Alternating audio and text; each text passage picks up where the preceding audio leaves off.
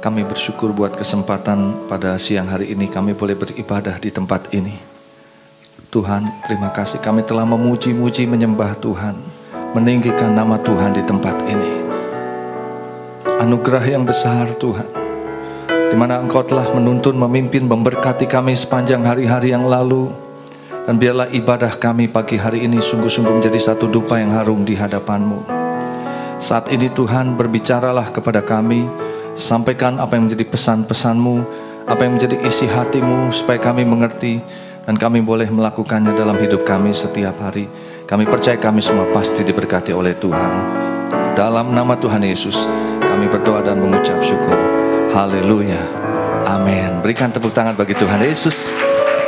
Silakan duduk, saudara yang dikasih Tuhan. Senang sekali bisa bersama-sama dengan Bapak Ibu saudara sekalian. Khususnya hari ini saya bersyukur ibu saya boleh ada juga bersama-sama kembali beribadah, ya, meskipun dalam keterbatasan setelah mengalami penyumbatan pembuluh darah beberapa waktu yang lalu, dan sekarang bisa ada bersama-sama. Mama, puji Tuhan ya. Pikirannya masih jelas, cuma kita akan doakan terus supaya bisa berbicara dengan baik. Baik, Bapak Ibu saudara yang dikasih Tuhan, kita akan melihat firman Tuhan yang terambil dari dalam kitab Efesus pasal yang kelima, ayat yang ke-15 sampai dengan ayat yang ke-17. Inilah firman yang hari-hari ini juga ditaruhkan oleh Tuhan kepada gembala sidang kita Pak Niko. Efesus pasal yang kelima, ayat 15 sampai dengan ayat yang ke-17.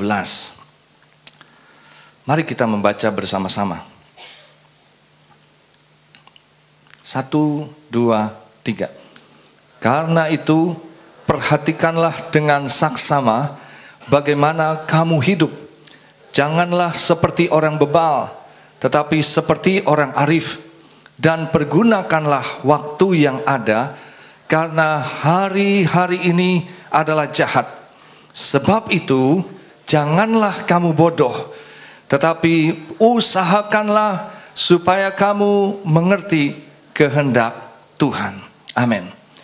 Bapak Ibu saudara yang dikasih Tuhan, ketika saya berdoa setiap kali kalau menyampaikan firman Tuhan, saya selalu bertanya kepada Tuhan, ya, apa yang harus disampaikan. Karena sebagai hamba Tuhan tentunya, terutama penggembalaan, saudara, saya harus tahu apa yang Tuhan kehendaki. Dan Tuhan jelas sekali Tuhan taruhkan akan hal ini, supaya kita mengerti kehendak Tuhan. Boleh katakan bersama-sama, yang Tuhan kehendaki adalah supaya kita mengerti kehendaknya. 1, 2, 3. Yang Tuhan kehendaki adalah supaya kita mengerti kehendaknya. Saudara, bulan yang lalu saya sudah sampaikan bagaimana dari sejak awal Tuhan ingin yang gak macem-macem, saudara. Tuhan gak ingin macem-macem dari kita, ya. Bahkan mungkin kita mempersembahkan sesuatu, Tuhan sebetulnya tidak inginkan itu. Tapi apa yang Dia inginkan sangat sederhana. Dan bulan ini Tuhan ingatkan lagi, Dia hanya ingin kita bisa mengerti kehendaknya. Dan ketika kita bisa mengerti kehendaknya, maka kita bisa melakukan sesuai dengan apa yang menjadi kehendaknya. Saudara, ketika kita melakukan apa yang menjadi kehendaknya, maka sudah pasti kita akan mengalami hal-hal yang baik sesuai dengan rancangannya, karena tidak ada rancangan yang jahat daripadanya. Dan terlebih lagi dikatakan kita bisa sampai ke surga. Kalau tidak, perjalanan kita belum tentu bisa sampai ke surga.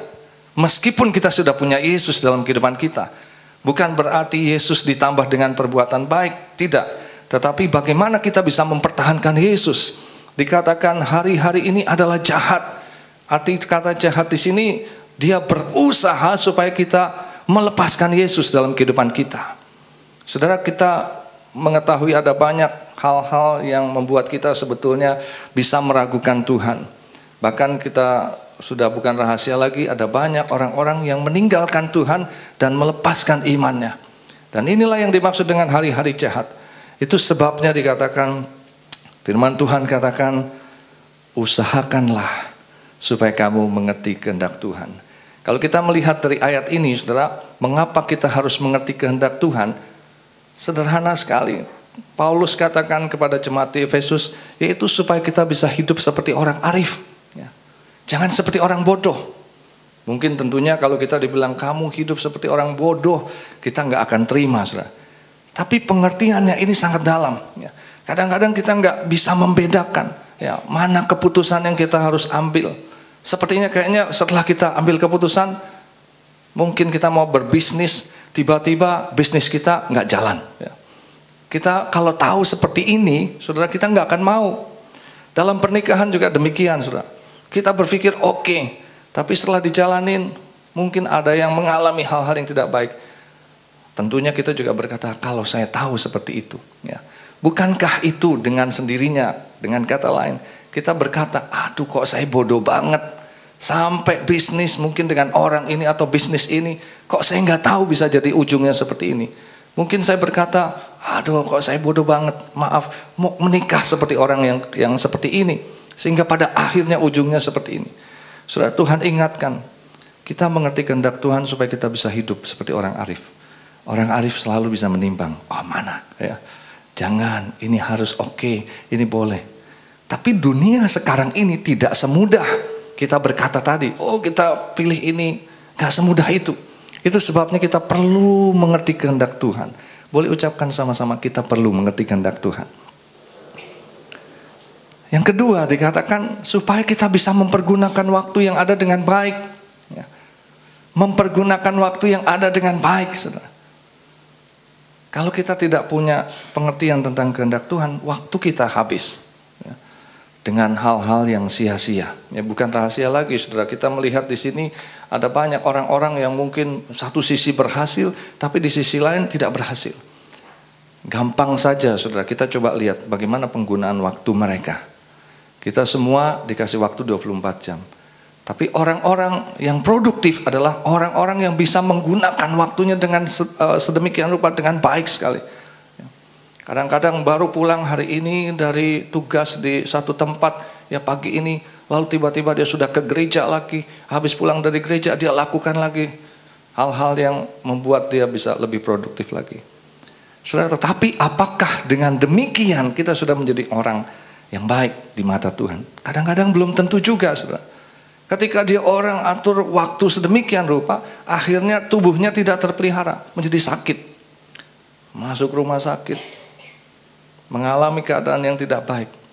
Saudara, Tuhan katakan itu sebabnya kita perlu mengerti kehendak Tuhan. Supaya kita bisa pergunakan waktu ini dengan baik. Kapan waktu untuk saat teduh dengan Tuhan? Kapan waktu untuk keluarga? Kapan waktu untuk olahraga? Kapan waktu untuk bisnis, untuk melayani? Kita perlu hikmat, kita perlu mengerti kehendak Tuhan.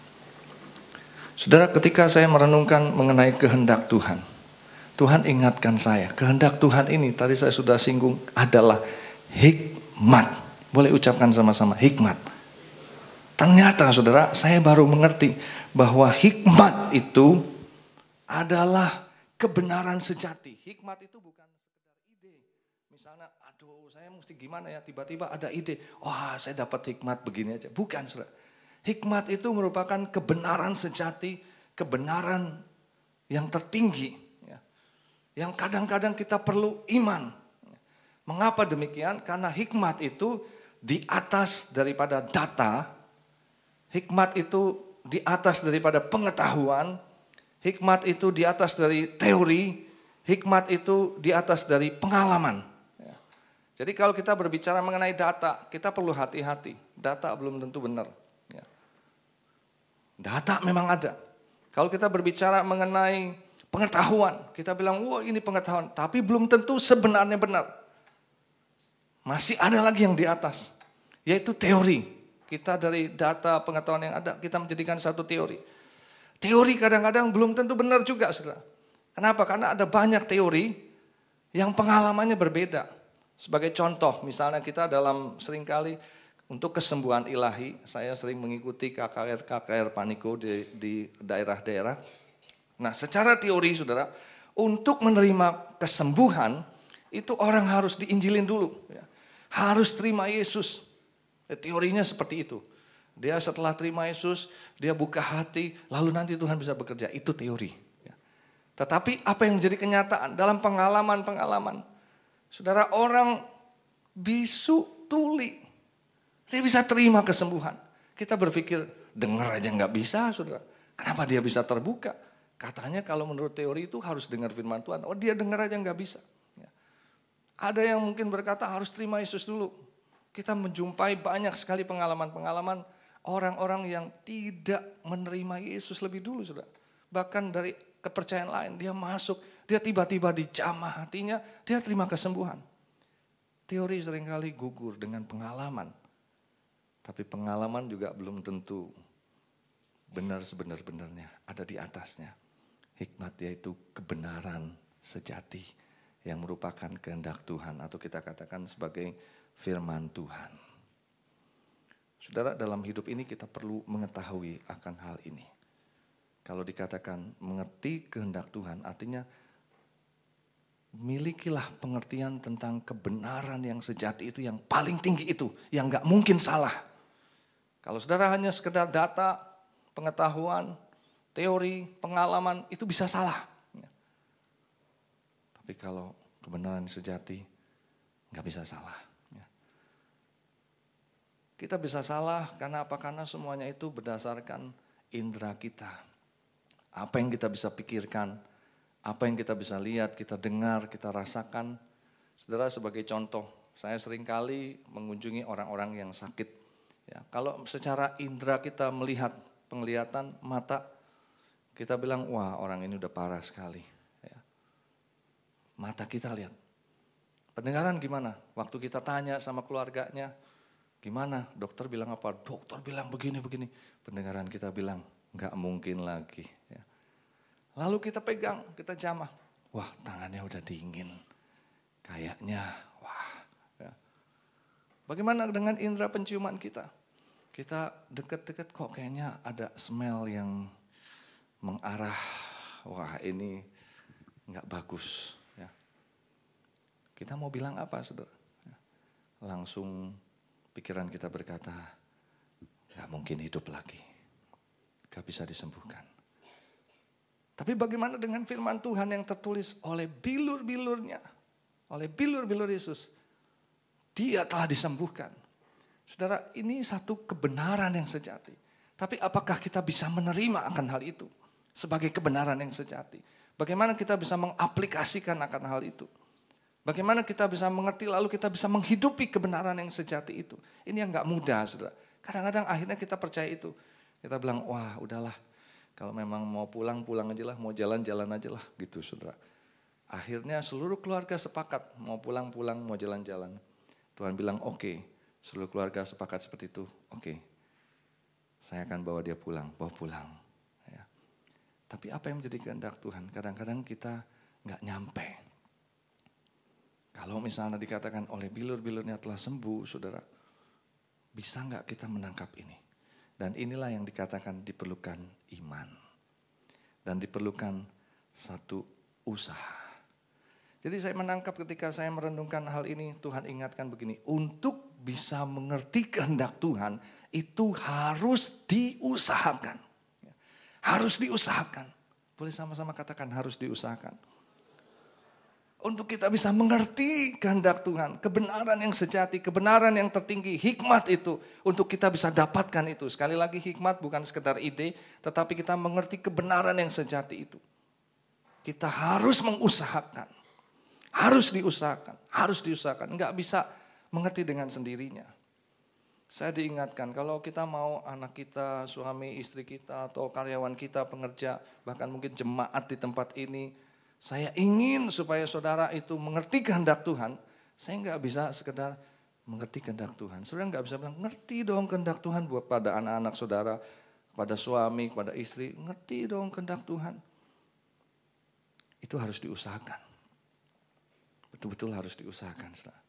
Dipikirkan, namanya diusahakan tuh betul-betul dipikirkan, betul-betul ada satu effort, ada satu tindakan ya supaya bisa mengerti kehendak Tuhan. Bagaimana mengusahakannya? Surat Tuhan sangat sederhana. Dia cuma bilang gampang. Kamu baca, pelajari Alkitab setiap hari. Sederhana, saudara. Baca, pelajari Alkitab setiap hari atau setiap saat. Kita bilang, itu. Tahukah saudara bahwa Alkitab itu adalah firman Allah. Alkitab bukan sekedar berisi firman Allah atau tulisan-tulisan yang pernah diucapkan oleh Allah. Alkitab itu adalah firman Allah sendiri. Kalau saudara mengerti bagaimana Alkitab itu bisa ada, dia bukan jatuh dari langit, tapi betul-betul dituliskan ya, berdasarkan apa yang Tuhan suruhkan kepada penulis-penulisnya. Saudara, kalau dihitung-hitung penulisan Alkitab itu sampai jadi Alkitab yang sekarang dengan dikumpulkan, dites, dilihat, itu membutuhkan waktu sekitar 1500 sampai 1600 tahun. Penulis-penulis yang ada di Alkitab itu sejumlah 40 penulis, lebih kurang, saudara. Ya, saya pernah sampaikan Alkitab ini satu buku yang luar biasa, yang mau dimusnahkan tapi nggak pernah bisa dimusnahkan sampai dengan saat ini. Yang diterjemahkan paling banyak di seluruh dunia ini dalam bahasa-bahasa. Di Indonesia saja sudah banyak sekali diterjemahkan. Saudara, buku yang mengubahkan orang. Karena itu ketika kita baca Alkitab, saudara, ketika kita merenungkan firman Tuhan, ketika kita mempelajari Alkitab, sesungguhnya kita sedang membuka diri kita untuk mengerti apa yang menjadi kehendak Tuhan. Apa yang menjadi kebenaran sejati. Kalau tidak, gak mungkin, saudara. Bahayanya adalah kita akan berjalan dengan logika atau dengan indera kita. Untuk bisa mengerti Alkitab, memang sepertinya tidak mudah kalau kita memang biasa berjalan dengan logika. Bagaimana kita bisa mempercayai Musa dengan tongkatnya berdiri di Laut Merah, lalu diangkat tangan, laut itu terbelah. Ya. Kita nggak habis pikir. Bagaimana 5 roti dan 2 ikan ya, dipecah-pecahkan, lalu yang makan bisa 5.000 orang laki-laki. Ya. Itu sampai kenyang, sisa 12 bakul. Kalau dihitung dengan anak-anak dan perempuan 15.000 orang. Kita berpikir mana mungkin ya. Mana mungkin Lazarus yang sudah mati 4 hari berbau busuk bisa dibangkitkan oleh Yesus hanya dengan perkataan Lazarus kemarilah. Kok bisa bangkit seperti itu? Gak mungkin. Saudara, disinilah bahayanya logika. Logika bukan tidak bagus, saudara. Tapi logika bukan tempat Tuhan bekerja. Kalau kita pakai logika, Tuhan gak bisa kerja. Tuhan bisa bekerja lewat iman. Ketika kita percaya, saudara, kita menjadikan bahwa ini ya memang betul seperti itu. Kalau nggak masuk akal, ya saya aja yang nggak ngerti. Saudara melihat apa saja yang tertulis di Alkitab, saudara percaya itu, saudara sedang mengerti kehendak Tuhan. Dan Tuhan katakan gampang, baca dan pelajari Alkitab setiap hari atau setiap saat. Karena itu yang pertama saya ingin mendorong setiap kita, saudara. Namanya harus mengusahakan. Jadi saya mengusahakan berbicara kepada saudara, ayo ya baca Alkitab, ayo baca Alkitab, baca Alkitab. Saya sudah ketemu dengan beberapa orang yang sekarang ini, saudara, mereka begitu enjoy, begitu menikmati Alkitab mereka. Dan mereka baru tahu, betapa indahnya Alkitab ini. Ya, memberi pengertian-pengertian. Saudara, kalau membaca firman Tuhan itu betul-betul seperti disingkapkan. Kalau saudara tahu di dalam 2 Timotius 3 dikatakan firman Tuhan atau yang tertulis ini adalah untuk mengajar kita, untuk memperbaiki kelakuan, untuk menyatakan kesalahan, untuk mendidik orang dalam kebenaran. Kalau saudara baca Amsal itu dikatakan supaya kita bisa tambah pengetahuan, yang gak berpengalaman, lebih pengalaman, yang berhikmat, lebih berhikmat lagi. Saudara, tidak ada buku yang merupakan firman Tuhan yang bisa mengubahkan seperti itu. Karena itu baca dan pelajari Alkitab setiap hari, yang mengerti dan mau katakan amin. Betul, saudara. Mereka yang membaca Alkitab sekarang begitu menikmati. Hari-hari ini saya sedang membentengi diri saya dengan firman Tuhan seperti ini. Saya begitu menikmati sekali ya, Alkitab ini. Kenapa? Karena saya tahu kita harus dibentengi. Kalau enggak dibentengi dengan hal ini, saudara, itu yang masuk itu nilai-nilai dunia. perkataan-perkataan tanda kutip orang-orang ahli yang sebetulnya belum tentu benar. Tadi saya sudah katakan tingkatannya adalah data, pengetahuan, teori, pengalaman, itu semua yang diberikan kepada kita. Ternyata masih ada lagi tingkatnya yang paling tinggi ini, yang kita tidak ketahui. Kalau kita hanya berkecimpung di bawah firman Tuhan itu, kita pasti bisa salah. Itu sebabnya saya katakan sekarang saya dengan istri sedang membentengi diri ini lebih banyak lagi. Supaya ketika ada hal-hal mungkin tanda kutip filsafat dunia, nilai-nilai yang masuk, itu nggak bisa kena. Ya. Karena kita punya kebenaran yang tertinggi. Yang kedua, saudara, bagaimana kita bisa mengusahakannya? Tuhan ingatkan kita harus bergaul erat dan intim dengan Roh Kudus yang ada dalam diri kita. Ya. Roh Kudus yang ada dalam diri kita tentunya diberikan kepada kita dengan maksud dan tujuan yang jelas oleh Tuhan. Bukan sekedar kita bisa berkata-kata dalam bahasa roh, tetapi lebih daripada itu supaya kita bisa berkomunikasi dengan Bapa di surga. Roh Kudus memang merupakan jaminan bagi kita yang menjadikan diri kita ini anak-anak Allah. Jaminannya di sana. Tapi lebih daripada itu sesungguhnya supaya kita bisa berkomunikasi. Kalau kita terbiasa dengan GPS, saudara, ya, kita nyetir mobil, kita lihat GPS, wah kita ikutin, oh ini jalan. Bahkan GPS yang sekarang ini udah canggih, di depan aja ada kecelakaan bisa dikasih tahu, di depan ada kecelakaan. Ya. Polisi aja bisa tahu, saudara, di depan ada polisi. Ya kita bilang, bagaimana dia tahu nih? Bingung juga kok dia bisa tahu ada polisi. Ya. Tapi itu disebutkan di depan ada polisi. Wah, rupanya pakai apa namanya itu? Satelit ya, satelit bisa dikasih tahu, bisa masuk ke sana, ada polisi. Kita bingung, saudara. Saya ketika lihat itu, saya merenungkan Tuhan bilang betapa lebih dahsyatnya Roh Kudus yang ada dalam diri kita. Dia bukan sekedar kasih tahu di depan ada polisi, hati-hati ya, jangan masuk jalur busway, bukan begitu aja, saudara ya. Tetapi dia bisa kasih tahu hati-hati, hati-hati di depan ini. Dari mana? Dari Roh Kudus kita ini, saudara. Kalau saudara menangkap akan hal ini, kita bisa mengerti akan Roh Kudus yang ada dalam diri kita. Itu untuk memberitahukan kepada kita hal-hal yang ada di depan kita. Yang akan datang ini, saudara. Dan Roh Kudus itu dikatakan tidak pernah salah. 1 Yohanes 2 ayat 27 bahkan dikatakan sebetulnya kalau kita punya keintiman dengan Tuhan, kita tidak perlu lagi diajar oleh siapapun juga. Ini ekstrimnya seperti itu. Kenapa? Karena Roh Kudus itu tidak pernah dusta. Dia selalu mengajarkan tentang kebenaran yang sejati itu. Maka itu dikatakan dia memberikan hikmat. Bagaimana kita bisa mendapatkan itu kalau kita tidak bergaul dengan Roh Kudus? Bagaimana bergaul dengan Roh Kudus? Ya kita tahu dia ada di dalam kita, dia ada pribadi, kita ajak ngomong. Kita bincang-bincang. Sama seperti kita ngomong-ngomong seperti ini, saudara. Ya kita bisa ngomong-ngomong, Roh Kudus, apa yang harus aku lakukan? Nanti dia kasih tahu. Lah apa bedanya dengan firman yang tertulis dan Roh Kudus?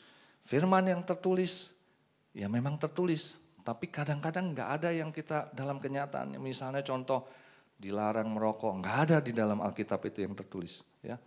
Kalau kita hanya terbatas pada apa yang tertulis, kita bilang mana Pak? Tuhan mengendaki kita merokok karena nggak tertulis di Alkitab ini. Ya. Saudara, lalu kita bisa bahaya. Ini hanya contoh ya. Menyekolahkan anak ya, di sekolah Pelita Harapan atau di BPK Penabur nggak ada di sini.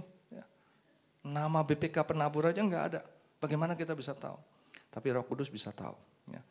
Ketika kita mungkin kita masih merokok, ya, kita baca Alkitab, kita renungkan firman Tuhan, tiba-tiba kita ketemu.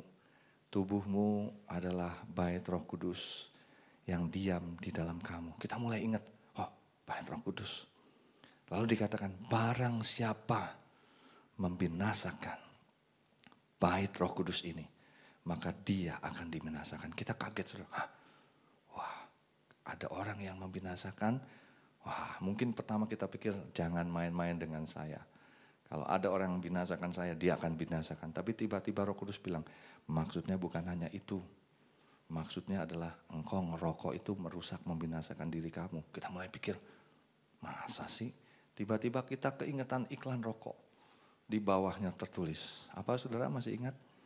Merokok menyebabkan kanker, ya dan sebagainya. Kita bilang, wah merokok menyebabkan kanker. Jadi kita bisa rusak. Lalu tiba-tiba kita bilang, wah iya nih, ini gak benar nih. Kita lepasin saudara. Ya. Tapi kalau kita bilang, enggak lah, nah, kita enggak mendapatkan kebenaran sejati. Lalu kita bilang, oh itu kan cuman untuk sekedar ini aja lah, kalau mau masang iklan rokok memang mesti harus dipasang seperti itu.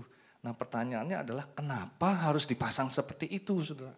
Untuk kepentingan siapa iklan rokok itu harus mencantumkan itu? Ternyata bukan untuk mengingatkan kita, tetapi untuk kepentingan si perusahaan rokok itu.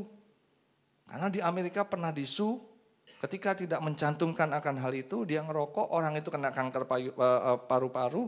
Lalu kenapa? Ya karena kamu habis kebanyakan ngerokok sih. Dia bilang, kenapa nggak dicantumkan?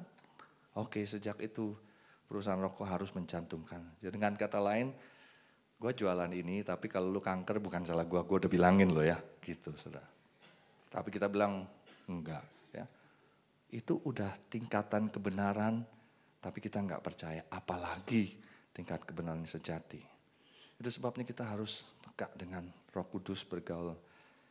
Tadi saya katakan sekolah di mana ya anak saya, nanti dia bisa tuntun pimpin kita, saudara. Ya, karena itu sekali lagi kita perlu hati-hati dengan logika. Kita perlu iman. Apa sih iman? Ibrani 11 ayat yang pertama, mari kita baca. Ibrani 11 ayat yang pertama. Untuk mengerti kehendak Tuhan kita perlu iman. Apa itu iman? Kita baca sama-sama Ibrani 11 ayat yang pertama. 1, 2, 3. Iman adalah dasar dari segala sesuatu yang kita harapkan dan bukti dari segala sesuatu yang tidak kita lihat. Saya bacain lagi sekali lagi ya. Iman adalah dasar. Dasar dari apa?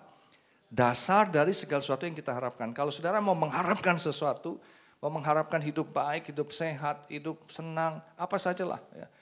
Mengharapkan pemulihan, kesembuhan, mengharapkan ya apa deh mau disebutkan. Mesti ada dasarnya. Kalau nggak ada dasarnya, hal itu belum tentu bisa terjadi, menjadi kenyataan. Yang kedua dikatakan, iman itu adalah bukti. Bukti dari apa? Segala sesuatu yang tidak kita lihat. Ya. Nggak kelihatan, tapi udah ada buktinya. Gimana? Gampang saudara. Kalau saudara beli barang misalnya di Electronic City, ya, saudara beli TV 50 inch yang besar, ya saudara nggak bisa bawa pulang, tapi saudara udah bayar. Udah bayar pakai kartu kredit, digesek, pulang. Anak saudara tanya, mana Pak, TV-nya mana? Ada, sebentar lagi dikirim. Oh saya nggak percaya. Loh ini buktinya ada. Papa udah bayar. Mana buktinya? Ini buktinya. Ini buktinya.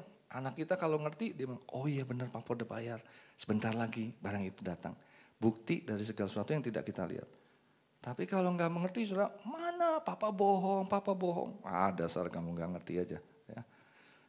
Bukti dari segala sesuatu yang tidak kita lihat itu iman kita nih. Ya. Belum kelihatan, tetapi udah ada buktinya. Nah apa sih yang merupakan dasar dan bukti itu? Kembali lagi itu adalah firman Tuhan. Saudara. Kalau firman Tuhan udah bilang A, meskipun nggak kelihatan kita percaya itu pasti akan jadi.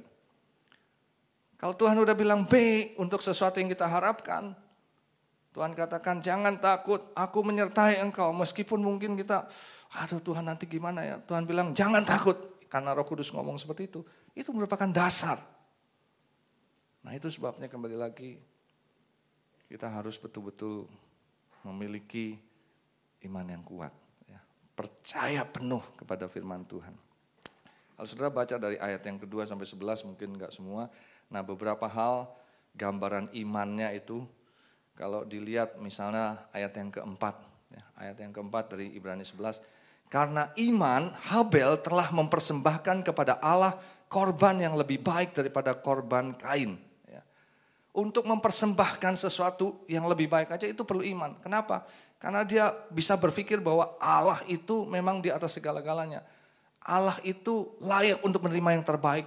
Karena itu dia berikan yang terbaik. Enggak asal-asalan. Sedangkan Kain enggak. Jadi kalau sekarang kita masih punya pengertian bahwa kenapa Tuhan tidak menerima persembahan Kain. Bukan karena Kain mempersembahkan tumbuh-tumbuhan, sayuran, buah-buahan, bukan itu saudara. Ya. Tapi Kain tidak memberikan yang terbaik. Habel memberikan yang terbaik. Bagaimana kita bisa tahu kalau saudara lihat di dalam Kejadian pasal keempat itu, Kain itu mempersembahkan sebagian daripada apa yang dia miliki. Sebagiannya juga bukan sebagian yang terbaik. Tapi dia udah pilih-pilih, sisanya buat Tuhan. Ya. Yang terbaik buat siapa? Buat dia. Tapi Habel, saudara, Habel itu memberikan yang terbaik. Anak domba yang begitu tambun, ya. Dikatakan lemaknya banyak, dia kasih. Kalau yang nggak ada lemaknya, yang kurus pasti. Ya. Tapi dia kasih yang banyak. Itu iman. Ya. Kalau kita lihat lagi, saudara, dikatakan di dalam ayat yang ke-7, karena iman Nuh dengan petunjuk Allah tentang sesuatu yang belum kelihatan, dengan taat mempersiapkan bahtera untuk menyelamatkan keluarganya. Saudara, Nuh disuruh bikin bahtera. Kalau dia nggak punya iman dan dia nggak punya pengertian kehendak Tuhan, dia tahu bahwa itu kehendak Tuhan, dia nggak akan lakukan itu. Contoh lain, saudara, dikatakan Abraham. Ya. Abraham pada waktu dipanggil dia nggak tahu, nggak jelas mesti kemana. Tapi dia tahu ini kehendak Tuhan. Abraham pada waktu dia harus mempersembahkan Ishak, kok dia tahu bahwa itu kehendak Tuhan. Kenapa dia nggak berpikir? Kalau secara logika, saudara, Tuhan sudah berfirman dia akan jadi bangsa yang besar, dia akan diberkati dengan keturunan yang banyak. Loh sekarang kalau ada suara persembahkan anakmu itu pasti nggak masuk akal. Itu pasti dia punya alasan untuk menolak, untuk berkata, wah ini suara iblis, nggak mungkin. Karena janji Tuhan, tanda kutip. Ya. Dia akan memberkati aku dengan bangsa yang besar. Menjadikan aku bangsa yang besar, memberkati dengan banyak keturunan. Berarti suara itu bukan dari Tuhan. Kita perlu tolak. Tapi dia enggak, saudara. Dia malah justru berkata, ini Tuhan suruh. Ya. Bagaimana dia bisa tahu itu? Bahkan sebelumnya dalam usia yang sudah rentak, yang sudah tua, ya. Sarah sudah tua, dia masih punya iman untuk dikatakan punya anak, karena Tuhan sudah ngomong punya anak. Saudara, saya melihat bagaimana Yusuf juga demikian. Dia dikasih gambaran untuk menjadi pemimpin, tetapi dalam kenyataannya, apa yang dia lakukan, atau yang dia alami, dia harus dibuang ke sumur, dibenci oleh kakak-kakaknya, dia jadi budak, dia masuk penjara. Tapi dia mengerti bahwa Tuhan punya rencana yang besar.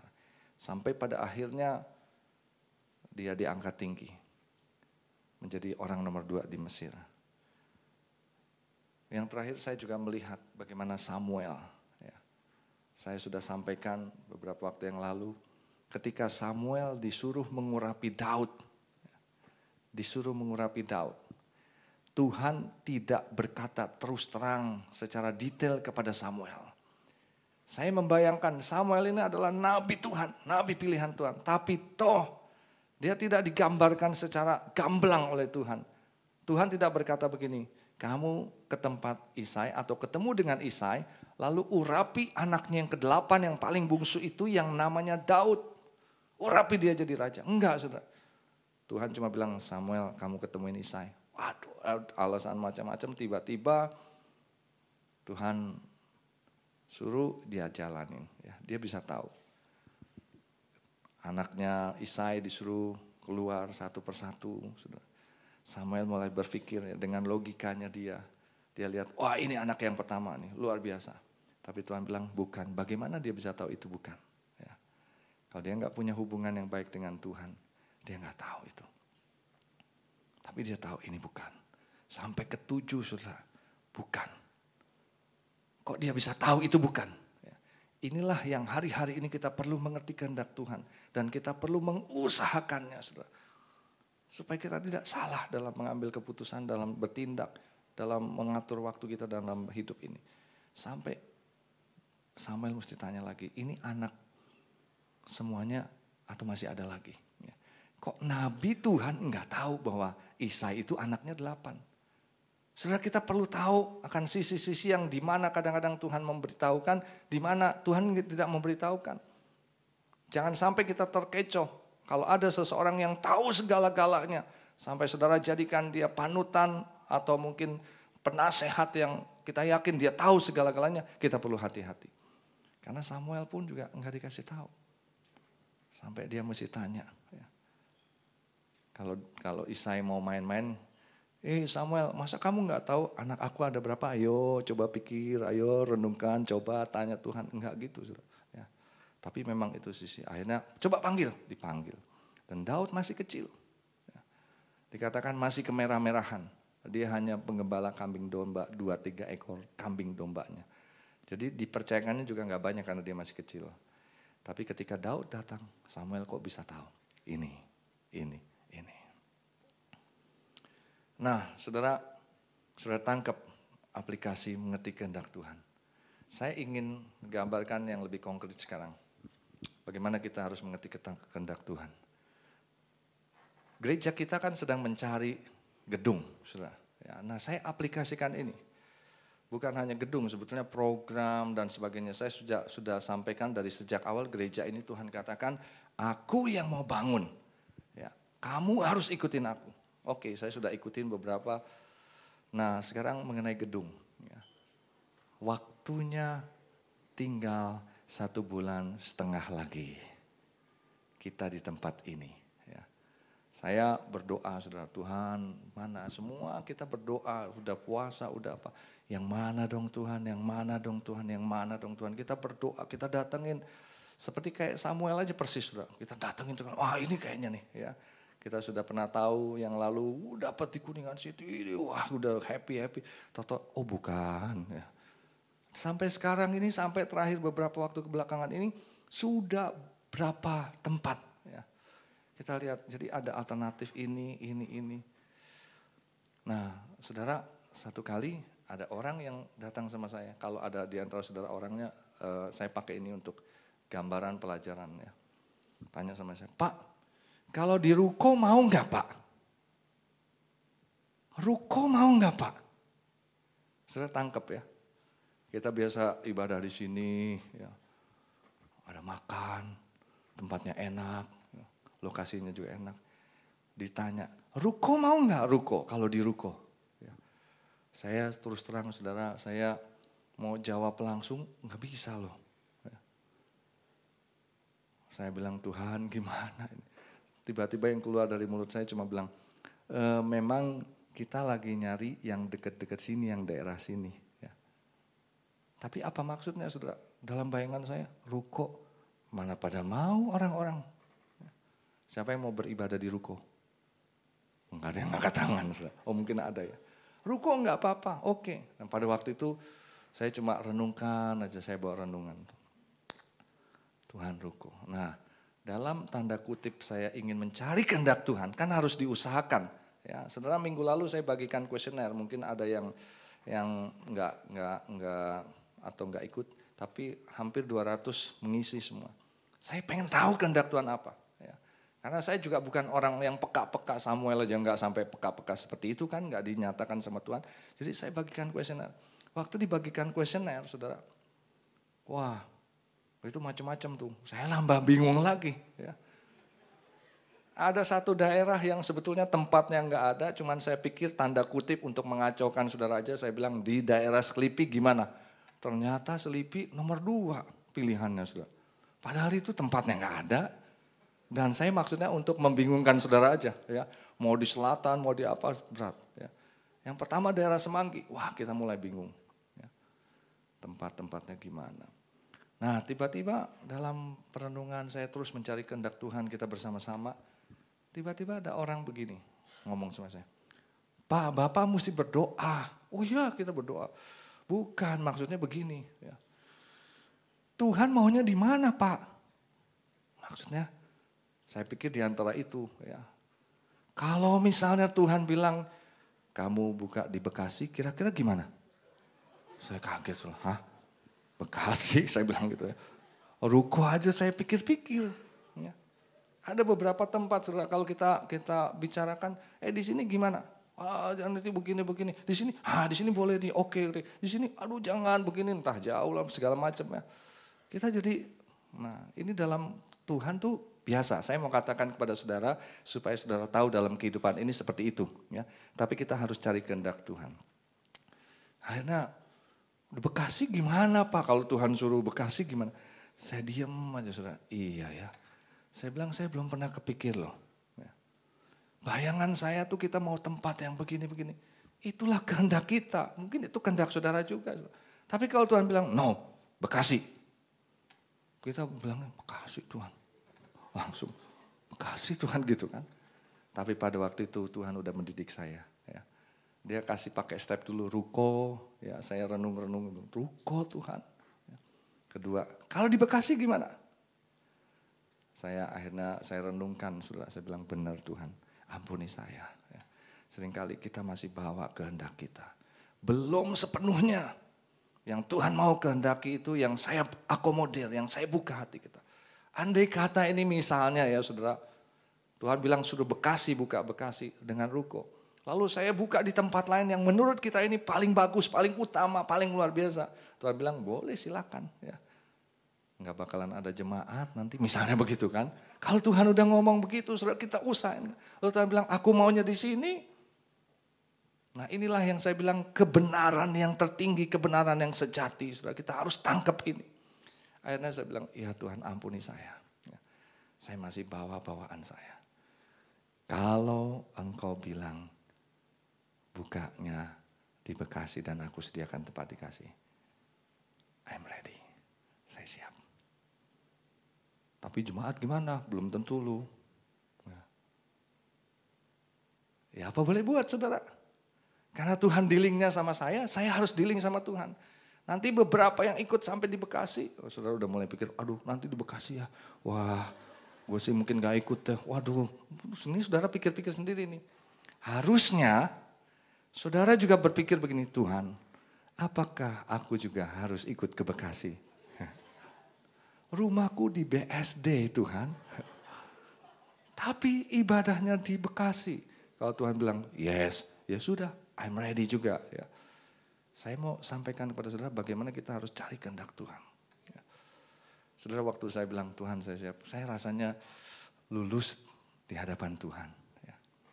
Tuhan bilang oke. Kadang-kadang Tuhan tuh cuma mau menguji hati kita aja saudara.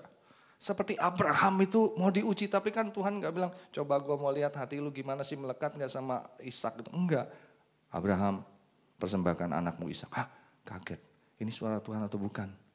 Sama aja, di Bekasi. Hah, Bekasi Tuhan. Tapi Abraham jalanin. Dia udah, kalau sudah lihat videonya, aduh, itu saya bisa nangis sudah ketika Abraham sudah sebelumnya dipeluk dulu. Dia peluk, kita akan berpisah. Dia nggak tahu bahwa Ishak nggak bakalan mati, sudah nggak mungkin ya. Kalau dia udah tahu nggak bakalan mati, tenang aja Ishak, lu nggak bakalan mati deh pasti ini. Ini Tuhan cuma pura-pura enggak sudah. Dia peluk, Tuhan, oke. Setelah itu Ishak juga bingung-bingung ya, tapi dia tahu bahwa dia harus dipersembahkan. Waktu Abraham dalam nama Bapa, dalam nama Allah Elohim, aku persembahkan. Waktu dia mau persembahkan, stop. Tuhan bilang stop, aku sudah lihat hatimu. Saudara pada waktu itu dia lulus. Tapi ada yang gak lulus, orang muda yang kaya.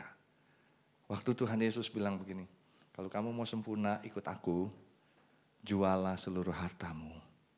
Bagi-bagikan ke orang miskin, lalu ikut aku. Apa bayangan seorang muda yang kaya itu? Hah? Cuma ikut Yesus, aku harus jual harta.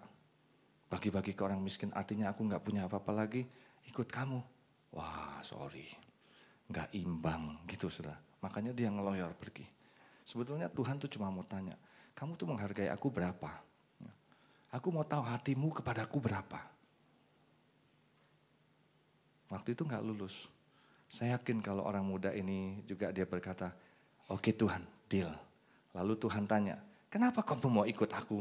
Terus jual harta, bagi-bagi ke orang miskin, terus ikut aku tanpa ada harta. Kalau dia mengerti tentang Tuhan, dia akan berkata begini, karena ikut Engkau Tuhan, nilainya lebih daripada semua aset yang aku miliki. Lalu Tuhan bilang, betul kamu. Ya. Karena itu gak usah dijual, aku cuma ngetes saja. Sama juga Tuhan bilang sama saya, kalau di Bekasi gimana? Saya bilang pertama, tapi saya ingat, oh ya, mungkin Tuhan cuma mau ngetes hati saya. Bukan berarti karena saya udah tahu jawabannya, saya bilang oke dah Tuhan di Bekasi gak apa-apa, Tuhan gak apa-apa. Tapi ini serius saudara. Saya bilang, andai kata Tuhan bilang Bekasi, oke saya jalan. Tapi luar biasa saudara. Hari ini saya nanti setelah ibadah ini dengan beberapa tim, saya akan meninjau kembali lagi Kuningan City. Saya bilang, kok Kuningan City masih mungkin? Ini dia mujizatnya. Ya. Saya perlu sampaikan. Tiba-tiba beberapa hari yang lalu saya ditelepon, Pak, Kuningan City ada gereja. Maksudnya bisa dipakai untuk gereja. Bisa Pak. Oh, gimana caranya? Di mall atau di office? Di office Pak. Waduh kalau di office kita udah gak mau deh. Mahal banget. Ya. Kita udah hitung-hitungan sewa lah. Apa segala macam belum renovasi. Mahal sekali. Ini bukan itu Pak. Ada di lantai 46. Di lantai 46.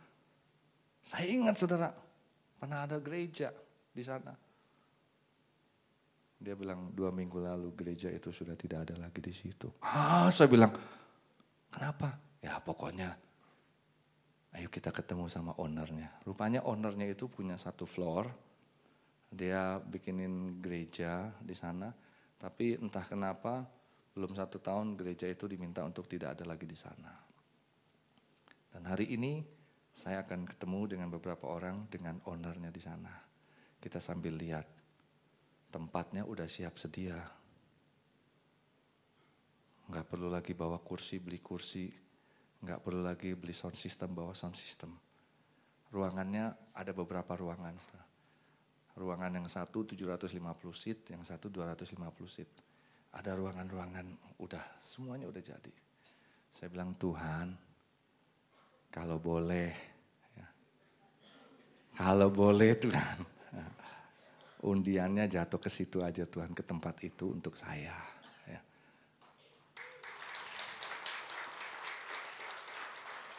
Saya waktu dengar itu seperti kayak, kok bisa Tuhan kerjakan seperti ini? Wah itu pertanyaan yang salah sudah. Kok bisa itu Tuhan bilang kurang ajar, kamu bilang kok bisa. Ya. Maksud saya tuh amazing buat saya. Ya. Hal yang gak pernah masuk akal. Tapi memang ini masih didoakan dalam pengertian kita berdoa pada siang hari ini supaya Tuhan betul-betul bekerja. Ya, saya sudah bicara dengan boleh dibilang pemiliknya juga. Saya bilang, Bu, saya ini bukan gereja yang mau buka cabang, tapi gereja yang betul-betul membutuhkan. Tapi ibu berdoa, ya. Tanya Tuhan. Ya. Karena dia bilang ada beberapa juga yang mau gini. Ya, saya bilang berdoa Bu. Kalau Tuhan bilang dikasih ke kita, kasih ke kita. Ya. Hari ini kita berdoa nanti secara khusus. Ya. Kita akan doakan secara khusus. Baik, saya kira itu saudara menangkap pesan Tuhan hari ini. Kita harus cari kehendak Tuhan. Ya. Saya pun mempraktekannya seperti itu. Untuk kita semua, saya cari kehendak Tuhan. Ya, saya buka diri. Dan saya berdoa seperti Tuhan Yesus juga.